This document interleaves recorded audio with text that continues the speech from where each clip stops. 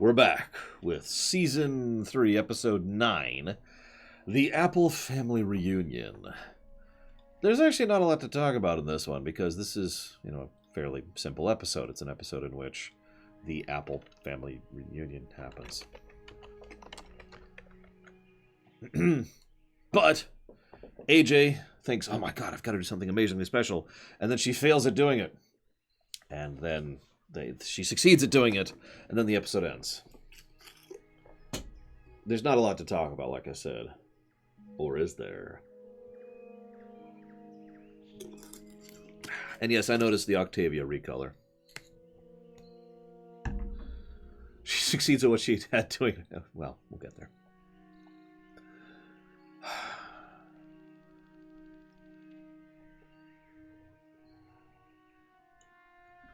This is probably the first real episode where Granny Smith is a fully cognizant, self-aware character.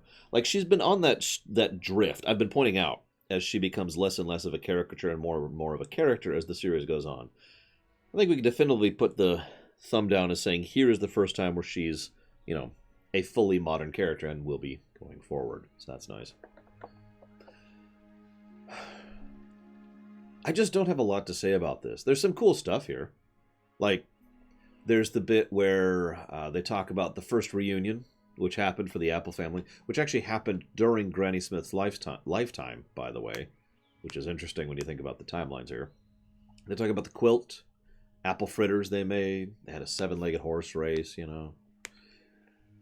And Applejack is on the side constantly trying to think, okay, there's this nice little touch where Applejack's like, I gotta do this, and we're gonna need this. And all of that's fine. In fact, all of that lines up smoothly, and frankly, I don't think Applejack was doing anything wrong at that point, other than not calling out to Twilight. I'll get to that in a minute. But then there's this one really interesting part of the series. Some of the stuff I like about TV in general is when they're properly subtle. Applejack is just talking about... Yeah, no kidding, Ruth. Applejack is just talking about the stuff she's going to need to get in order to have events at a reunion. And then she looks out the window and she sees two shooting stars go by. And after seeing that, that's the moment at which she's like, oh god, this might be the last reunion everyone can come to. This might be the last time everyone's going to be able to get together. We have to go above and beyond. This has to be the big one. I have to make it better. Little moments like that are really what I really like to enjoy about television. On the off chance anybody watching this doesn't know, the shooting stars were supposed to represent her parents, who are dead. And that helps to shine a lot of insight into what she's thinking and why she feels the need to push this so hard. Because her parents are not at this reunion. Yeah. Now, to add on to this, and this goes back to the whole relatability thing this show tends to do well.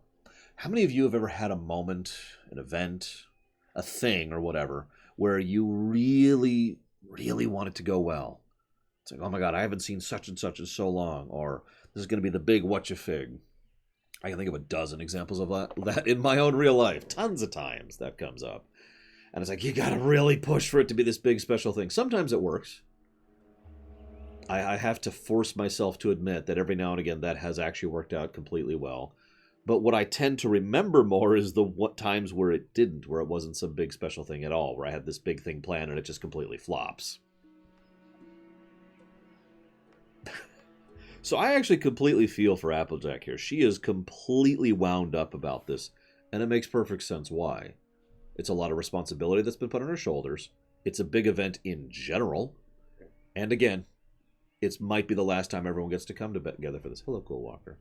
So, yeah, her attitude is actually very understandable. I've heard some people in Reddit threads talk negatively about Applejack in this episode, but other than being blind at the middle part of the episode, which is real, I don't see anything wrong with what she's doing. You'll also notice, by the way, that without hesitating during the first montage, she reaches out to her friends to help her get all the stuff she needs. So at least she learned that freaking lesson. Hello, Ginger Overseer. So that's nice. Um, although I mentioned I'd bring this up. You notice how the one person she didn't reach out to was Twilight? In fact, Twilight makes no appearances in this episode. Now, Twilight doesn't need to be in every episode. This isn't Star Trek. But Twilight probably would have been the most helpful person for what she's doing here. Really. Yeah, she's the organizer. That's her shtick, especially at this point in the series. They had an entire episode about that, Winter Wrap-Up, where that's her special talent, basically, is how she's really good at it. I mean, come on. Anyways, so Babs is back. I think, by the way, we can officially count that as a continuity. Applejack didn't fail at organization. Ironically, I actually agree with that. But, well, Applejack makes the mistake a lot of us have made. And again, I put myself into that as well. I've made that exact same mistake. Where's the ticker? There it is. That's not the ticker. Where's the counter? There they are. There they are. I myself has made the exact same mistake. She makes the mistake of thinking that more is better, basically. You could say it's a quantity versus a quality thing. You could say it's a severity versus quality thing. I'm failing at describing this. It's a really basic thing, but you know what I'm talking about. If we do more, it'll be better. So she takes everything up to 11. Absolutely cranks the knob all the way up as high as she can. And good Lord, Applejack. Oh my gosh. So that's the first problem. We start off with this absolutely ridiculous obstacle course that AJ has planned. And it's too much. It's ridiculous. In fact, if anything, this is going to sound like the weirdest analogy or parallel I've ever made. It reminds me of when I have worked on projects before about theoretical construction. Hear me out. So I've done work in construction engineering for a lot of my life back in my high school and my college years. One of my side jobs was actually working as a graphics designer at Montgomery Watson, if you're familiar with the company. Now, I mention this because, yeah, it's basically scope creep, or feature creep, is what it's usually referred to in programming. It's like, let's do this, and this, and this, and this, and this, and this, and this, and this, and this, and this, and this. Okay, let's run it through a theoretical model.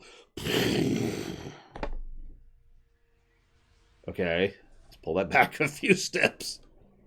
The problem, of course, is AJ didn't, have the time to prep this properly, and didn't have anyone to test her. She had nothing showing her that she was going overboard. Instead, it was just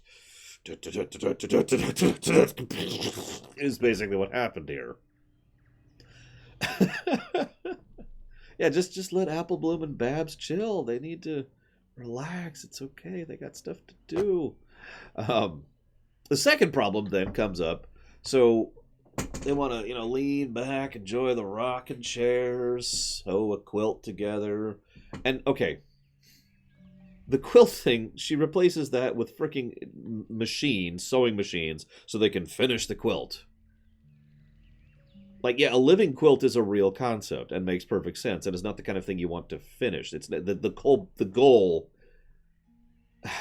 is not to finish. The goal is the process of making.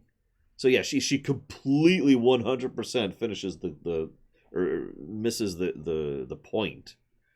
But if you're paying attention, this is the second time that she has completely missed the point, because the point of the obstacle course was to have fun with your friends, not to have the obstacle course. Apple Bloom and Babs just wanted to hang out. The point of sewing is to sit there and sew, and not... there's quite a lot of that going on in this episode. The journey is not the end, kind of a thing. Or, excuse me, it's the journey, not the end of the journey that matters, which isn't always true, but in this case, that's absolutely what they were going for. And she's focusing entirely on the wrong thing. Which leads me to the fritter problem. I forget how she said it, but it's like, put down, roll, pass to the left, put down, roll, pass to the left. And I was in the middle of my notes writing down the words, she turns the fritters into an assembly line, when Applejack actually says outright, got to keep this assembly line running. She actually calls it an assembly line in the episode. Also, apparently, Apple Bloom is a Wilhelm, member of the Wilhelm family. Who knew? So, the last reunion, moving on to another topic for a second. The last reunion was 100 moons ago. Okay, so, first of all, this kind of thing irritates me a little bit in fiction, and by a little bit, I mean massively. It is ultimately a nitpick, and ultimately it doesn't actually matter that much. But it always irritates me when writers have no idea how to write numbers or scales. Yeah, the last reunion was the first episode of MLP, which at most was 2.5 years ago, prior to this. Now, there's a couple of ways to line this up math-wise, but if this was real life, 100 moons is closer to 7 years. I actually decided, funnily, I only went a little bit down the rabbit hole on this one. I found a thread on Reddit where they were going into the various ways this statement could be interpreted and mathing out which each of those could mean. But let's leave that and let's just say what this is. This is the writers not thinking it through. That's what this is. They gave a generic number and didn't think about how long it would actually be and didn't want to tie them down to the specific thing. I'd have to pull it up again, hang on. Oh, jeez. It was 100 seconds ago.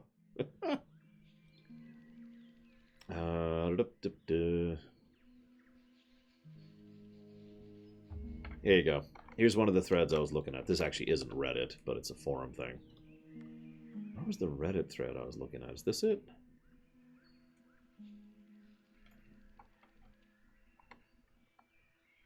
Here we go. Here's the Reddit thread I was glancing at too. I mean, there's ways we could talk around this. I don't care. This is a mistake by the writers. Let's just call it what it is. I do the same thing over in Star Trek, right? Every time they come up with some nonsense number for distance or time or speed, those are the three big ones. It's nonsense that they wrote in because it sounds big or because they just wanted it to be a big thing or whatever. No one cares, right? Except for me. I don't know. There's ways to talk around this. I wanted to bring it up because I bring it up in Star Trek, and I'm going to bring it up here. So, this leads to something interesting. There's this bit where she talks about a nice, relaxing hayride around the farm. So, screw that! They take off. Now, on the this actually kind of bothers me. This is probably one of the parts of the episode that fails most for me. Because what happens is, for once, Applejack's idea happens perfectly correctly. They go by, damn it's here, Mike. They go by, and the fruit bats are all kicked out, and they see the fruit bat rainbow, and it's pretty. And they all get to enjoy it. The only reason it screws up is because of a variable she didn't take into account. Now, you could say that's her job as a leader to do that, and that's fair. But if it wasn't for the fruit hat, that would have gone by without an issue. It's the first thing she planned that actually what she was completely right about. And it irritates me because that's the one that's portrayed as the one that's the worst. The one which everyone hates and it completely screws up. And of course it leads to the destruction of the barn. Now that's slanting, but it still kind of irritates me the way they present that. That should have been like the first thing, maybe. It's like, okay, it's okay. We got other activities, something. Either way, it goes bad. Barn is destroyed. Yay.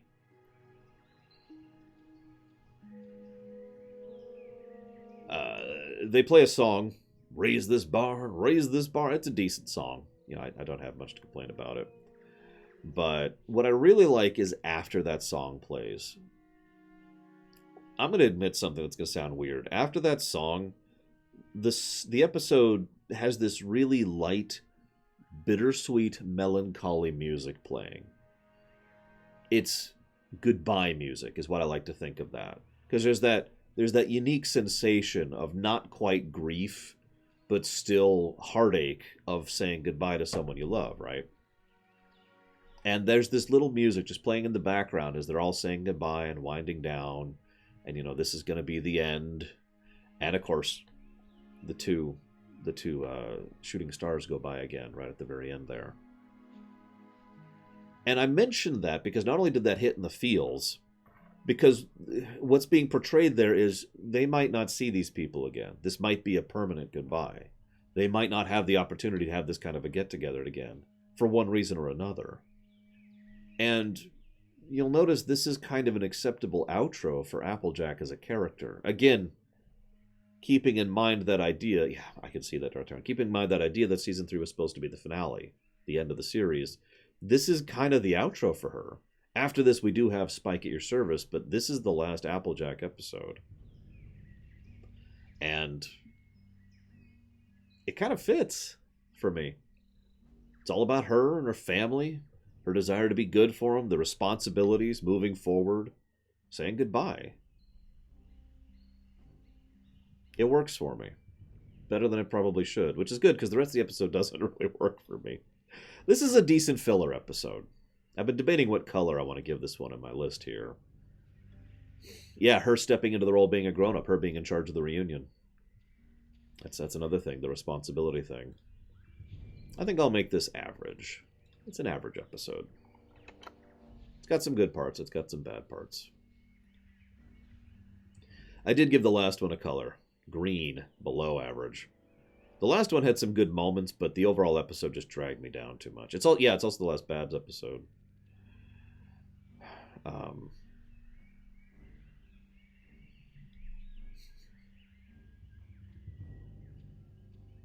I like season 4. I don't want to spoil season 4 too much to our Tyron, but I like season 4 a lot. So I'm glad this wasn't the end. But there's a reason I keep presenting episodes with that "this was the end" mentality in mind. That's going to come up the next 2 episodes too. Speaking of which, next week we're going to go back to a more normal schedule because we're going to be covering Spike at Your Service, which we'll see. I'm trying not to prejudge that one too much. And Keep Calm and Flutter On, which I'm also trying not to prejudge too much. Because by memory, I hate Spike at Your Service, and I love Keep Calm and Flutter On. It's the second Discord episode, for those of you not aware of the episode name. And the Spike at Your Service one is the one where Spike has a life debt to Applejack and must pay her back. And we'll see what we think of it when we get there. That's going to be next week, though. And yeah, so I'm going to chop off the local recording.